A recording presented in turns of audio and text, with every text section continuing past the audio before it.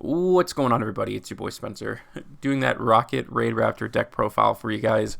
Obviously, the biggest change I've made to the deck is getting rid of Dragoon or Phoenix Enforcer, whatever the case may be, for your Predaplant Verde Anaconda package. And of course, it has been replaced with IP Masquerena and Nightmare Unicorn.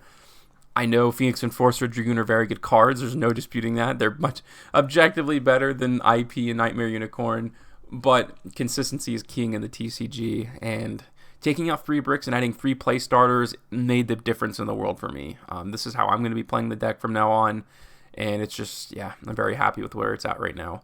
So we'll go over the deck profile, and I got a bunch of gameplay video for you. So starting off with our cross-out designator targets, Nibiru, Ash, Droll, and Lockbird, Effect Veiler. I also have the Infinite Impermanence here. Very extensive package, but you have to, because this is a combo deck and you can't do anything unless you're comboing. So definitely one of the best decks for cross-out designator in my opinion.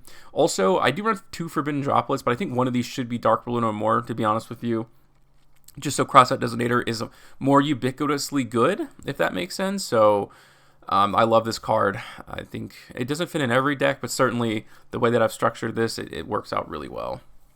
The 3 Parallelics, see, this card's just nuts. I mean, if you can make your Raidraptor Y-Strix, then you've just full comboed, which is really, really good. Kakatoke is just an extender, obviously.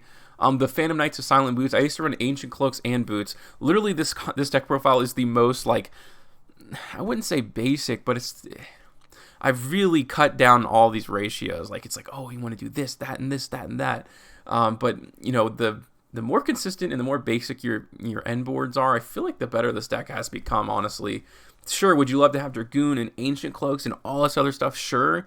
But you also have to be able to play, like, pretty much every hand, right? So if you just keep adding more and more bricks, it's going to hurt you. If you just send Silent Boots, set Fogblade, activate, Boots effect to add your rank up magic spell, that does so much for you. And you'll see in the gameplays, really what I'm talking about.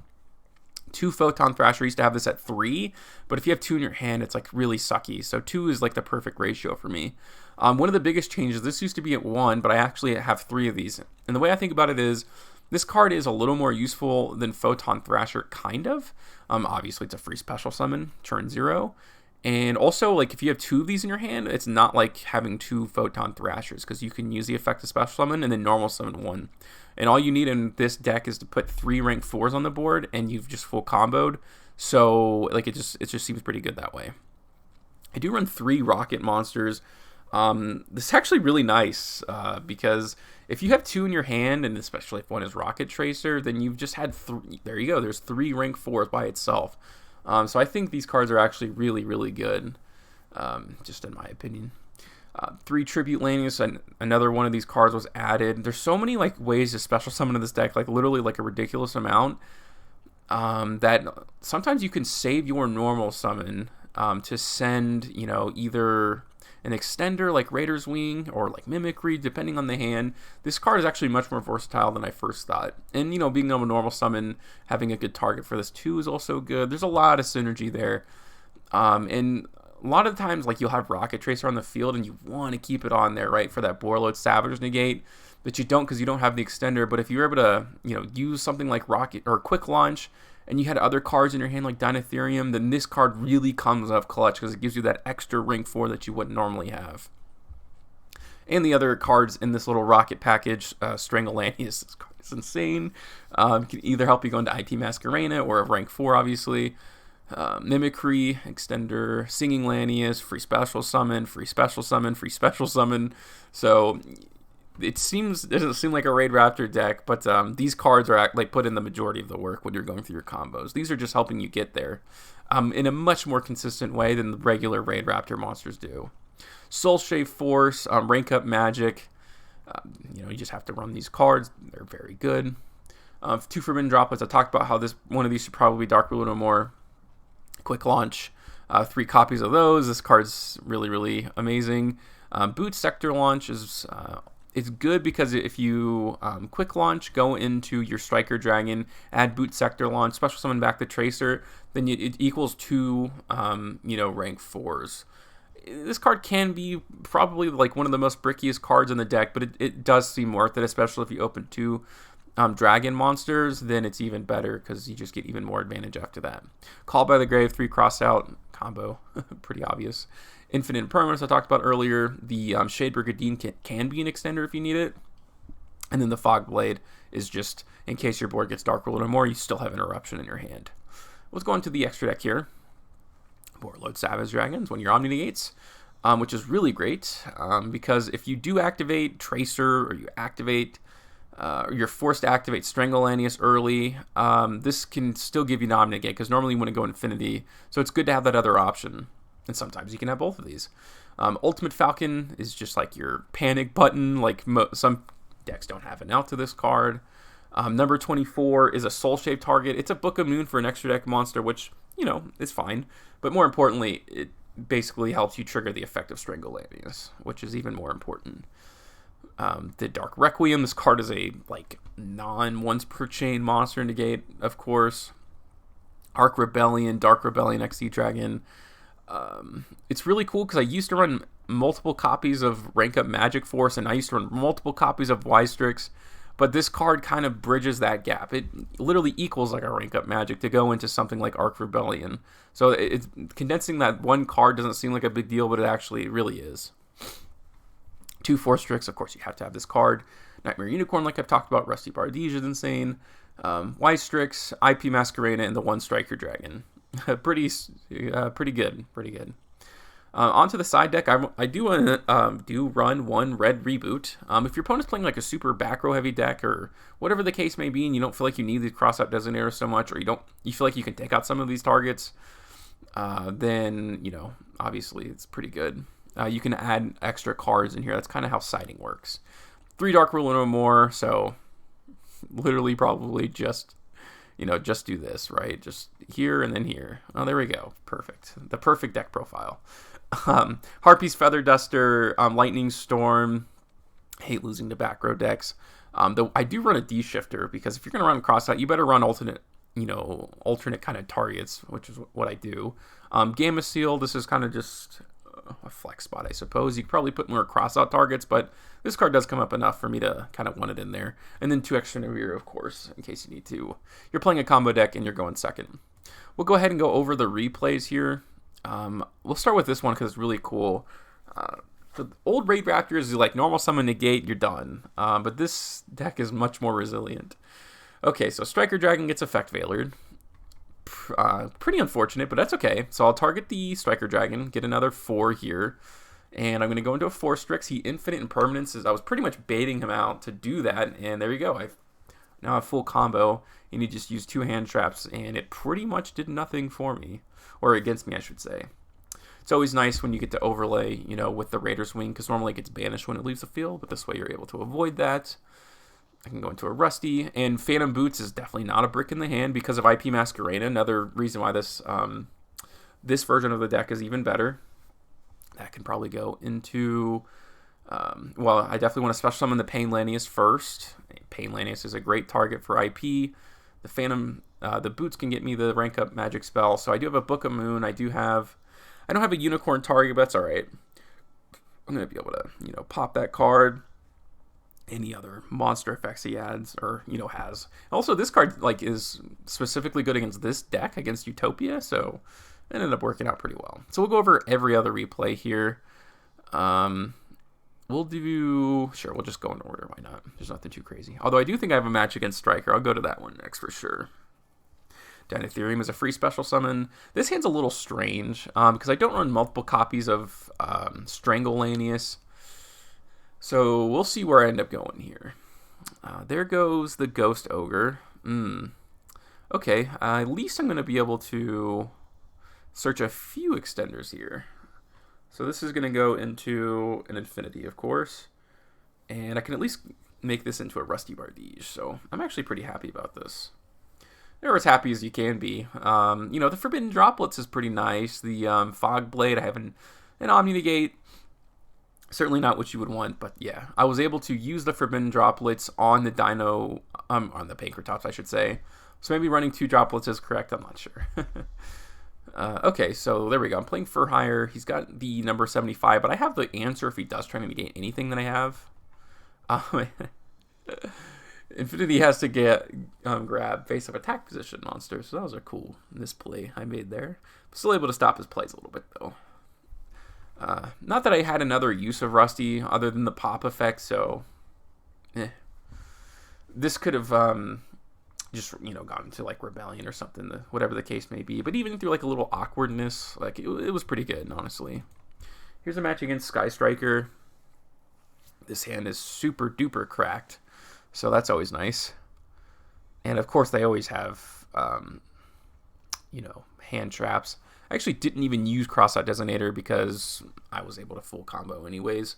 So if he did have the extra one in there, like, I feel like that's good. You never have to waste your Cross-Out Designators. And the cool thing is you also just set this at the end of the turn. I don't know if I do, in case he top decks like an Infinite Impermanence. Like that's always nice. And hopefully I can hold this Infinity for, I don't know, a Fusion Destiny. What is it going to get it off the top? Jeez.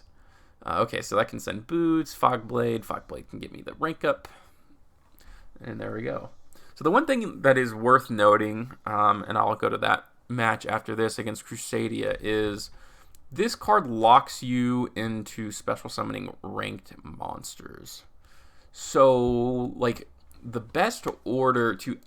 It's not always going to work out this way, but the best order for this stuff is this. You want to activate Infinity's Negate, and then you want to use IP Masquerena to use Unicorn, and then you can use the rank up magic to go into Requiem, and then when Requiem negates something, it can bring back Infinity.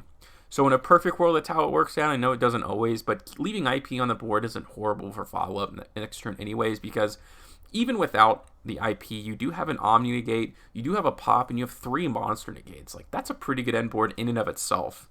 So, of course, what your opponent does dictates that kind of what you do, but yeah. Alright, so Photon Thrasher, I can use the Shade Brigadine. This can help me go into, this. He holds on to this Infinite Permanence for a really long time. Maybe he's, like, waiting for me to use, like, Rusty Bardige or something? Okay, so he's going to stop me from having access to one of my rank up magic spells, which is, truthfully quite good. But I still have plenty of follow-up here. This might give me... Yeah, okay, so the quick launch can come down. That's pretty good. Striker Dragon. So I'm talking about that loop here, so this is actually going to work out really well. The zones do work out, luckily. And I don't have to worry about, lights or darks or anything like that. So there we go, the Borlord Savage Dragon. And then this can turn into a Rebellion. So I do have a Fog Plate of Forbidden Droplets, and I can rank up too. Not too shabby at all. He lets us go through, which is kind of insane. So I'm going to pop this, and of course I'm just going to negate, obviously. And I still have way more follow-up too, so that was pretty cool. Like, you're seeing a lot of disruption, and obviously your opponent's going to have hand traps, right? We'll do this Crusadia kind of match real quick. Of course, they're going to let you go first. He does have the Ash Blossom, but that's why I run stuff like Call by the Grave, to just give myself a chance. In a perfect world, I'm able to do a lot more, but the hand's a little strange. Because I can't activate the effect of Tracer because I have Paralytic Seed, and that's a wind monster. If I'm locked into Darks, I'm not comboing, like, at all. So, in reality, too, I should have, like, known that this was a misplay, because I should have kept Boot Sector Launch in my hand, because I do want discard fodder for IP Masquerena. And I'd rather set Forbidden Droplets and have a Boot Sector Launch that's doing nothing on the board. So, you do have to think pretty far ahead in this deck. It's a good, it's just a really good combo deck. It's so fun to play this. Yeah. Of course, like, your end boards are going to be extremely similar. Sometimes you trade out the Omni Negates, but yeah. Fairly simple enough to learn. And like I said, if I just kept Boot Sector Launch in my hand, which of course I didn't use, this would be a little bit better of an end board. Especially here, because I'm going to go ahead and negate. I'm going to try to negate both of these effects. He's going to activate Powered Crusadia, so if I did have Forbidden Droplets, I could have sent the Boot Sector Launch from my hand, and this still would have been negated. It didn't matter in the end, so I am going to talk about that order, using the Omni Negate, using IP Masquerena, ranking up, popping his back row, then I have the Monster Negates too. So, This, of course, is just the end. I just need one monster off the top, and yeah, that was game for sure. So that was pretty cool. That was like the ultimate kind of whatever you want to say, like the ultimate end board for this, the ultimate like use of the cards on the board. I have full combo here. Boot sector launches. It's fine. I'm fine with going into darks. It's unfortunate that the when I go into Soul Shape Force, the what's it called, the vampire monster, that Book of Moons is like useless against this deck because they don't go into monsters from the extra deck that aren't links. But that's fine. Getting the advantage from any other cards is certainly enough to warrant still going through this combo. It's not like there's anything else I could have done. And this was talking about like before, like I made another misplay. So I made a lot of misplays on this. So the first search should have been Tribute Lanius, because Tribute Lanius could have got me another card, and that way I could have kept Tracer on the board, so it would have been much, much better. But I still am able to put up a few negates here. And the cool thing about this is when I do go into IP, like it's just better for me to, like, I know I'm not using number 24, so I might as well negate. But still plenty of misplays there. And their normal summon is so important in Crusadia, so if you're able to stop that, you've just stopped their turn from happening. Okay, so what else could we do here? I went over that one. A couple of duels against Umi. All right. Nothing too crazy. I don't have that many more replays, but I wanted to show the full breadth. I wanted to show some of my misplays. This is a really weird duel. The cool thing is you are able to put up bodies, like decently sized bodies. 1800 attack. He goes immediately for Torrential Tribute. Like, all right. That's pretty interesting. I'm going to normal summon again. He's going to Torrential Tribute once more. All right, so I'm working through it. He still has a Solemn Judgment, too. I don't know why he activates Sea Stealth Attack. You can't do anything with it. Okay, but he's going to activate Phantasm City. So in my mind, I'm thinking, okay, well, this only activates when I activate effects. So if I just normal summon a monster and attack, like, what is he going to do? I don't know. Why not? Just normal summon again.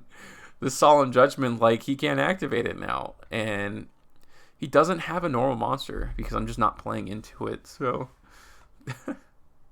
the ultimate game, I don't know, skill. Reading cards is important. Maybe that's the lesson to learn from that duel. So here we are again.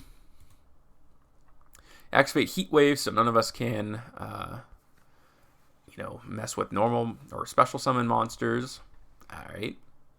Their Chameleon one comes down. That's a little bizarre. I can't special summon, so I do have some work to go through here.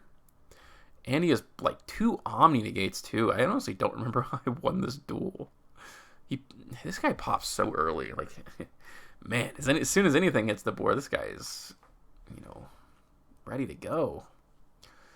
All right, so I'm on a 2-turn clock, although I have plenty of things to set for sure. You got the Torrential Tribute too. Okay. Photon Thrasher can come down. That's pretty nice. Again, this does nothing. And yes, this has 2100 attack, so not a bad body. Not a bad body at all. And then the Harpy's Feather Duster. Pretty darn cool. I mean, he's going to be able to special summon like a, Blue Eyes Ultimate Dragon. Love this card art, but that is not a big deal to me. Tracer can come back. I can special summon this card. I can pop the Boot Sector launch. And then I am just off to the races. Rusty's going to eventually pop the Blue Eyes Ultimate Dragon. It's not protected by anything. It's literally just a vanilla 4500 attack monster. And I'm pretty sure I'm going to be able to... Yeah, oh, for sure. I have plenty of fuel now to go into like a Savage Dragon or something.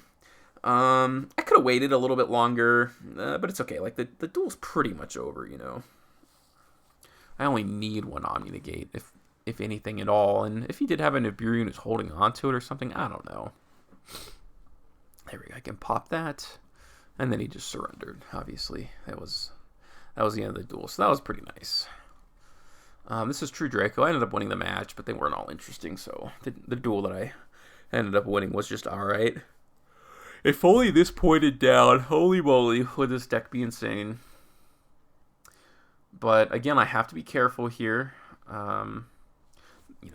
Shade Brigandine is just a free extender, which is always pretty cool. That's why there's a lot of 1-ofs. It's just a lot of them are hard once per turn effects, so if you have a bunch of 1-ofs that essentially do the same thing, then you never have to worry about drawing something you don't want to. Once again, I just have a crazy, crazy board here. Sure, I wait with the Rokket Tracer, because then I can go into an Infinity, so I get Borload Savage Dragon and Infinity in this tool, so can't complain too much. Can't complain too much at all. There we go. I can even still use the effect. I have so many extra monsters. So this even has like a bigger body. I have 2 negates there. Fog Blade. Whew. I can go into an IP Masquerena, so man, oh man, this is it, man. This is as good as it gets when it comes to this deck for sure. And when it comes to things that are as good as it gets, I say this is pretty good. I did cut myself off from the IP, but that's okay. That's no big deal. This card's decent against this because it at least gets rid of their bodies. I really wish that rank up magic card didn't lock you out, but yeah. Still have the Fog Blade, still have the Called by the Grave. If this was Mystic Mine, I'd be crying in my beer right now, but doesn't run Mystic Mine, luckily for me. He's going to normal summon there. I'll go ahead and activate Fog Blade. I don't know why he even tries to activate the effect, because I'm just going to negate and destroy that. I'll probably, I don't know, switch this to attack position. I'll take Rusty, and then I'll go into Nightmare Unicorn. We'll get rid of one of those cards. It's a Solemn Judgment. No biggie, because he paid half his life points, and I got a bunch of bodies on board. Yeah, that's literally it. So, 2 more duels against Fur Hire. I played a lot of this deck for some reason. They are able to spam the field, and it's actually much better going second, because a lot of their monsters, when they're special summon, have these effects. Maybe I'll look into Fur Hires one day. Who knows? I mean, I'm sure like Fur Hire Tri-Brigade is a thing. They're beasts, they're warriors, that kind of stuff. This is a dragon, but I don't think this one's that good. I don't know, maybe something to look into. Okay, so I did have a lot of hand traps there, so I just had like a kind of basic hand. I'm gonna negate a bunch of stuff, and that was enough. So it wasn't popping off, but I still had the Nightmare Unicorn too if I needed it. All right, monster negate back to the front, which is actually a half decent card. Like I said, when they're special summon, they have these like pop effects, so this card makes a little bit of sense. And they all seem to trigger off one another too. This hand is so good.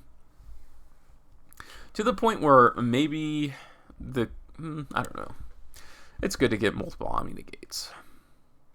You truly never know. It's like, do you play in Nibiru, or do you like try to give yourself more advantage for the next turn? Kind of a tough decision. And yeah, so now I don't have to worry about, Dark Monsters already special summon the Infinity. Quick Launch can come down. Quick Launch can probably... I feel like I should have gone into Striker. Striker, add back, or get Boot Sector Launch, add back. Although maybe it wouldn't have been enough anyways. As long as you can keep Fur Hires off the board, then, there's pretty much nothing they can do.